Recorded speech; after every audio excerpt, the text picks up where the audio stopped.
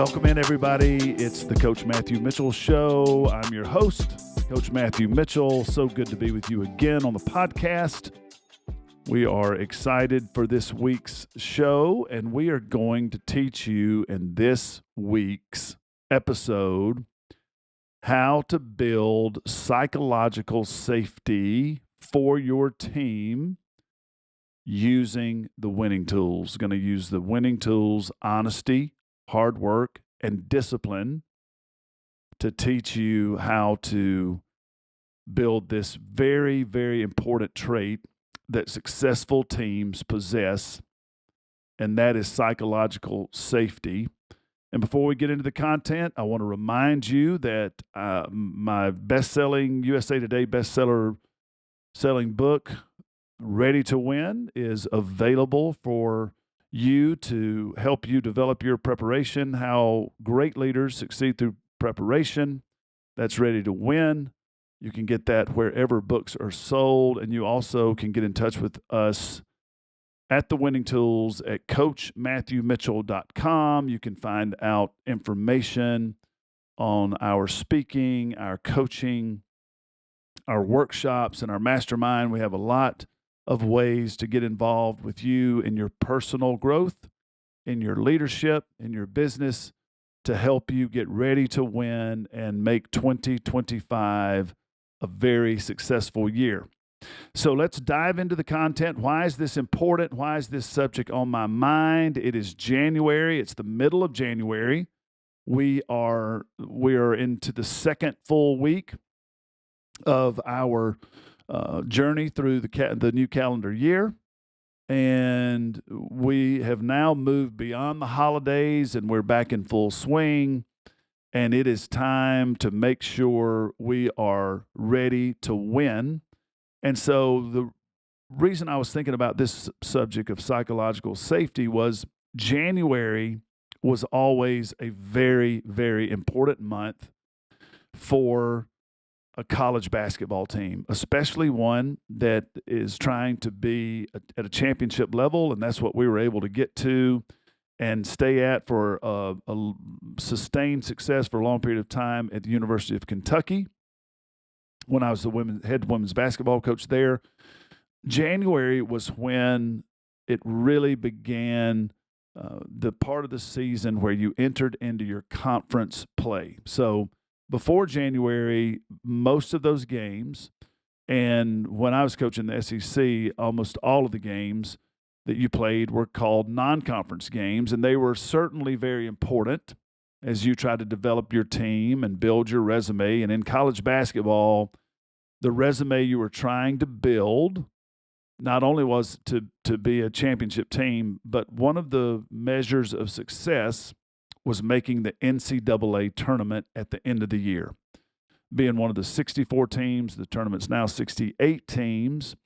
But to have your name called on Selection Sunday for the women's NCAA Division I basketball championship tournament was a huge accomplishment. So over 340 teams start the season playing Division I basketball. Only 68 make it to the tournament. So that is a great, great goal, a great milestone to hit, a great indicator that you had a successful season. So the preseason, the pre-conference schedule in November and December was full of games that were certainly important, but you're really trying to ramp up and get your team prepared because the way you performed in conference play, especially in the Southeastern Conference play, if you performed well in non-conference play and then you performed well in the SEC conference portion of the schedule, you were setting yourself up for success, and you were setting yourself up for an NCAA tournament bid. And so January was very important for the team to start stacking up wins in conference play. And so at Kentucky, we wanted to win every game. We tried to prepare to win every game. But there were some milestones that could predict whether you were going to make the NCAA tournament or not. And if you met a certain threshold, and one of those was back when we had a 16-game conference schedule, if you could win 8 games, if you could just go 8-8 in the SEC, 92% of the teams that had won 8 games in the SEC during the time that I was coaching in that league, if you won 8 games, 92% of those teams went to the NCAA tournament. So you could see statistically that was a very important benchmark if you could get to that spot. And so as the calendar turned to January, we were playing these extremely important games against very good competition and very difficult competitive environment. And that's where most of us are living in our business. Most of us in our business, in our life, in our vocation, in our professional pursuit, if you're listening to this podcast, you are interested in performing at a high level. You are interested in being successful. You are interested in performance at a spot where you can look back on it and be really excited about what you accomplish. Just like on that Selection Sunday when we would hear our name called, we would be very excited, be able to look back on our performance and know that we had done a job well. So if you're listening to this podcast, you are more than likely in that mindset. Being able to win in January and get off to a great start was super important. And now, how did that happen? How did that happen? The team had to function and perform at a very high level. And so I learned a lesson over the course of my career. I learned what it was to create psychological safety. And I had to learn that as I grew as a coach, because a lot of times I thought it was just all about performance. I thought it was all about what physically was happening on the basketball court, what the players were doing. Were they getting the job done? Were they not? And as a young, inexperienced, hard-driving, high-aspirational young coach, I didn't even know anything about psychological safety. And so let me first explain to you what that means, what that term means, and then I'm going to explain to you why that's important for you as a leader and why it's important for your team. So what is psychological safety? For an individual, psychological safety is the belief that one will not be punished or humiliated for speaking up with ideas, questions, concerns, or for making mistakes. And so as an individual, I need an atmosphere to be my very best. I need an atmosphere where I have that belief that I can actually take risks. I can actually speak up. I can, after I have prepared well, and listen, preparation plays a big part in all of this. And as a leader, I'm going to teach you how to get this done. But as an individual on your team that needs to produce and needs to produce well for the team, they have to feel that safety of being able to speak up, being able to ask questions, being able to raise concerns, understanding that from time to time it's okay to make mistakes. And as a leader, it's my job to create that safety for them. Now, how does that impact the team? It's very similar to what an individual feels, but the team members start to believe in their ability that they can take some risks without being disrespected by other team members in case that risk turns out not to have a good outcome. When you have psychological safety on your team, team members feel accepted, they feel respected. And this is really important because when you are competing at the highest level, and let me explain this to you, wherever you are right now, wherever you are in your career arc, wherever you are in your leadership journey, you are at a high level, and I would treat that as the highest level, because my future opportunities, my capacity, my skill level, my competency is all going to increase if I treat where I am right now as the most important job that I have. And so, no matter where you are or where you aspire to be, just believing that what you're doing is important and you want to perform well. And so, we want to win at a high level. When I was coaching basketball, I wanted to win at a high level. And so, I wanted to create this psychological safety for the team.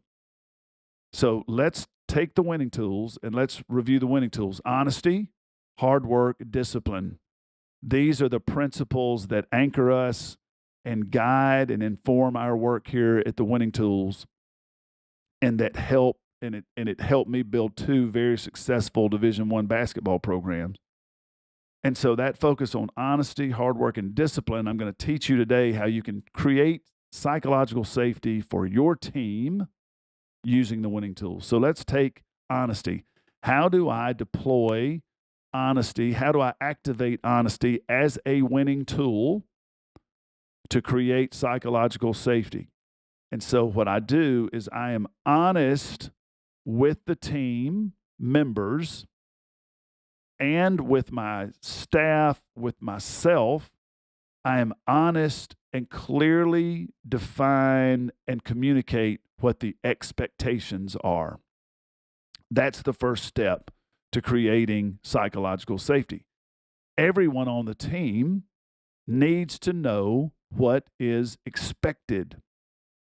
And expectations are informed and fueled by what your talent level is, what you're working with in your organization, what you're working with on your basketball team, or what you're working with in your business. So what I always wanted to do when I was developing expectations for the team, I wanted to make sure that they were realistic but aspirational in nature.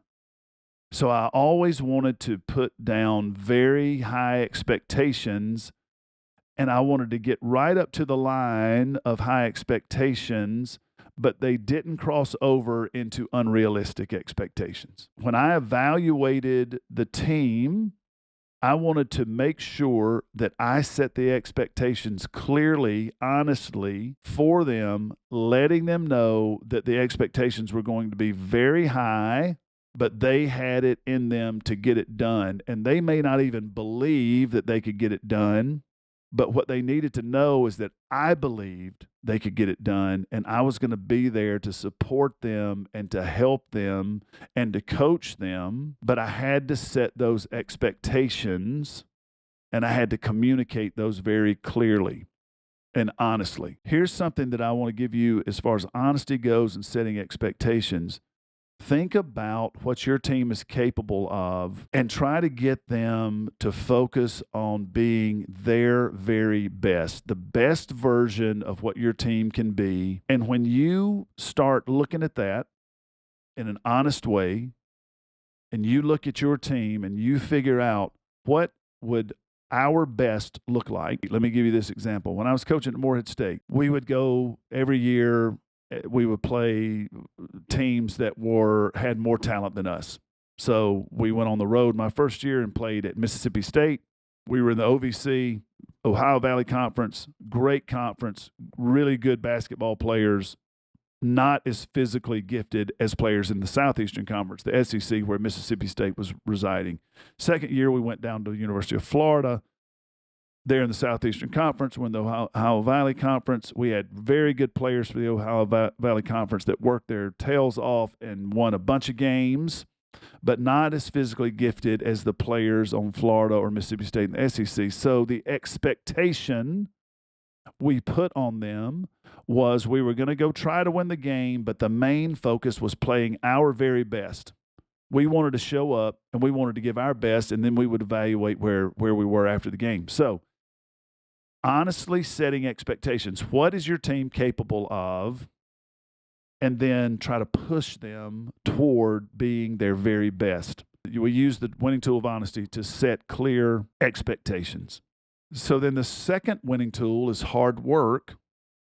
And this is very, very important in this process of creating psychological safety for your team is using the winning tool of hard work. And that's where the leader uses that tool and gives maximum effort on connecting with the team members. So you're the leader, you're the head coach, you're the person that is helping these people understand what they need to do to perform. What I'm telling you is the most vital part of this process is spending the time to build a genuine and sincere connection with your people where they understand that you care about them, you care about their success, they know that their contribution is needed for success. And so you are communicating this to them over and over. And let me tell you this story. I was better at setting expectations early in my career, and I was not great at connection. I thought that if I set expectations clearly, so early in my career, when I developed the winning tools, I did a good job of using honesty to set expectations. And we talked a lot about giving great effort with hard work. We talked a lot about having a work ethic that would lead us to being the very best we could be. And so I did a very good job early on using honesty to set expectations. What I did not understand was how much effort it takes to truly connect with your team members. And so as a leader, this is something that you have to contemplate and something you have to really focus in on and look at yourself honestly as what effort are you giving in this area. So here's my example. When I would set all the expectations, we would have very long meetings at the beginning of the year. I'd have 3 days of kickoff meetings because I wanted to be so thorough. I wanted them to know and understand. I wanted to teach them the winning tools, how we were going to activate those to be a championship level basketball program, how they were going to be championship level students, how I wanted them to be championship level citizens. Great credit to the university, great credit to their families, and it's eventually going to reflect back on their reputation. So I had high expectations in all of these areas. And I would spell them out very, very clearly to a point where I overdid it. The meetings were too long. It was too much information. And it was sort of trying to feed them information. And I was giving it to them through a fire hose. And they were getting all this information early in the season. And then we would go along and we would have some success and we would do well. But basketball is such a long, college basketball, pro basketball for that matter, such a long season, so many games stretched over so many months. And so invariably what started happening with our teams is that we would hit a wall at some critical junctures in the season. And I would be trying to figure out what happened. And so the feedback that I would receive is that, the players didn't feel connected. They felt like they were just a piece of the puzzle that was getting us to win, and they really didn't feel connected to our purpose and to our pursuit. And so for young people, that's really understandable. A lot of physical fatigue came in, a lot of mental fatigue came in. We're asking them to operate at a high level academically, asking them to be great citizens. So there was a lot of opportunity for fatigue to set in. And so I started trying to figure out, well, how am I going to get connected? So then I tried to improve, but this wasn't much of an improvement. And I learned that this didn't work either. I tried to schedule connection, tried to schedule that. And so then that started to feel to the players. So I'd say, hey, listen, player A, B, and C, we're going to spend 5 minutes together here after practice and going to figure out what's going on and see what's happening and have a good conversation and check out what's happening in your life, and we're going to connect. That did not get the job done either. That felt very transactional. And that felt like I was just trying to respond to feedback, and that was not connection. And so, listen, there was one of me. There were 12 or 14 players. There were 4 assistant coaches. There were a lot of people in the organization. And so I could not spend an inordinate amount of time with every single person in the organization.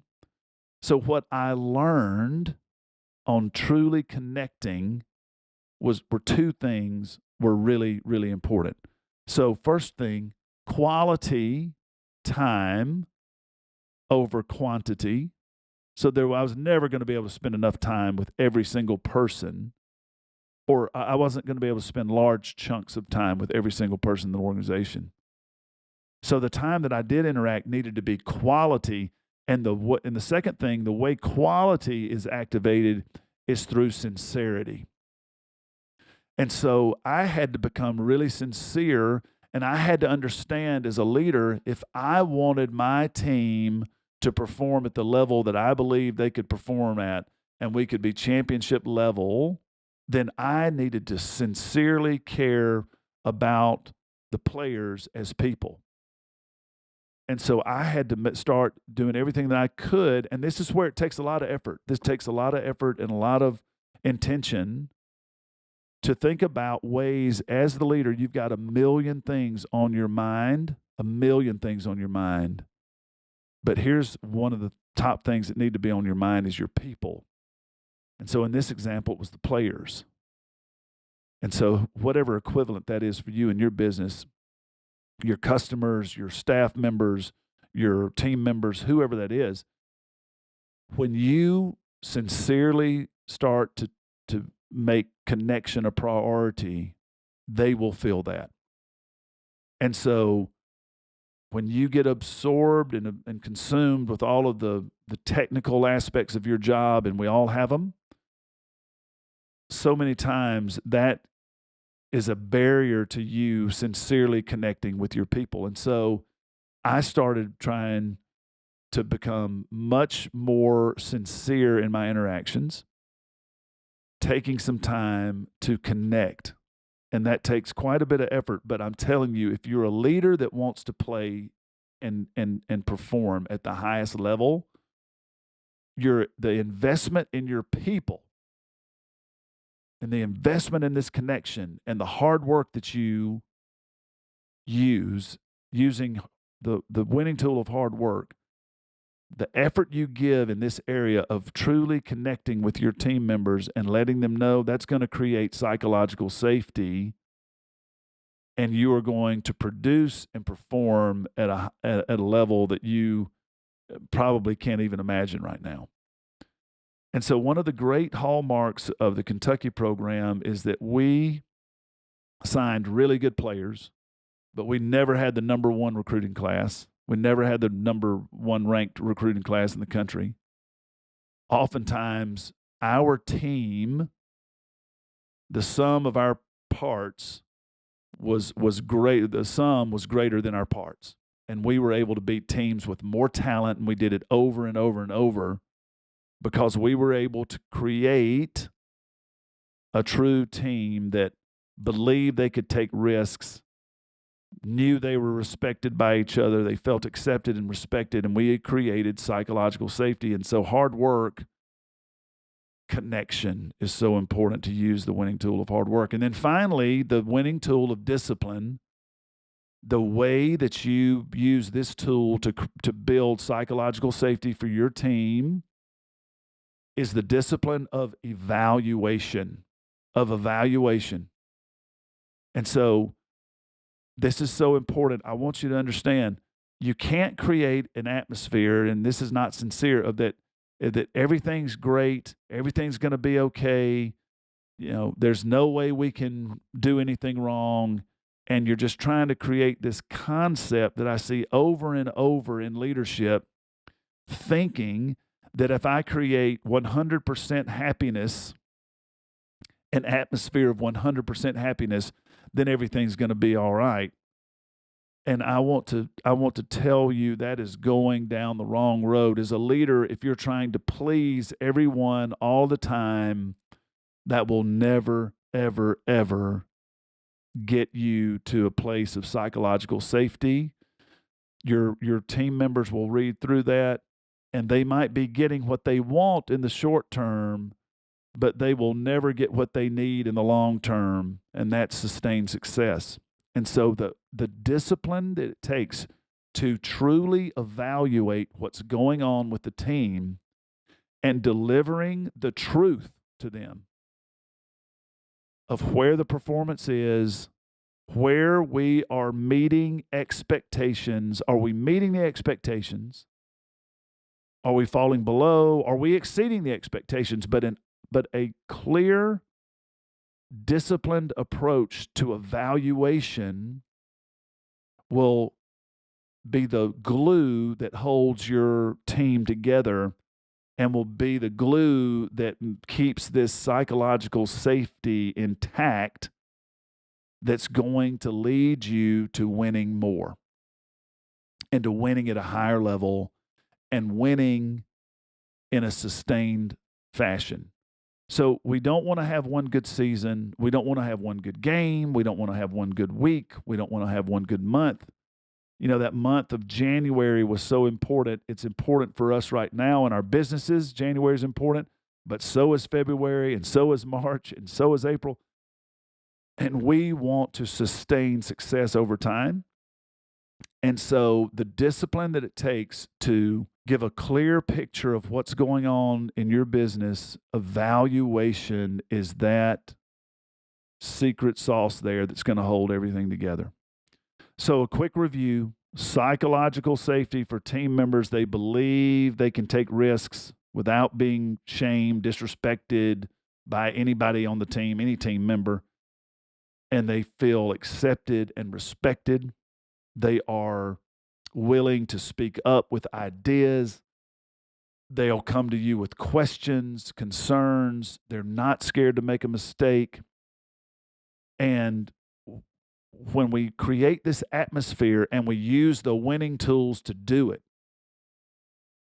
honesty, hard work, discipline, honesty, clear expectations, hard work, connection with your people, discipline, evaluation, that is the formula where you can build psychological safety with your team. And when that happens, you're going to see the results. And I am living proof to tell you, when that is present, you've got a bunch of people that are rowing in the same direction, walking in the same direction, whatever analogy you want to use. And that's where the magic happens. So I hope this is helpful for you. This is something that I know can help your team.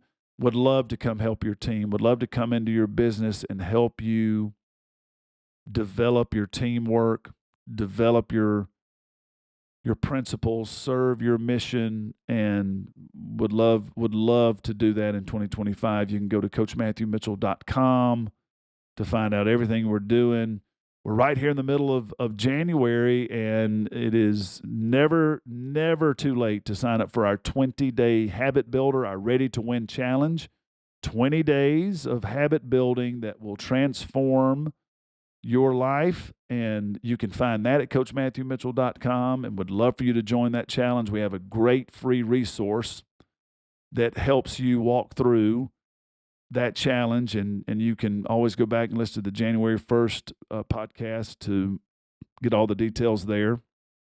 But we're so appreciative of everyone who supported the book, Ready to Win. That's available everywhere you buy books, and we're so appreciative of you supporting the podcast. And we thank you for coming and listening to us each and every week. And I can't wait to be back with you again next week. Take care, everybody. Let's get ready to win. And we'll see you next week.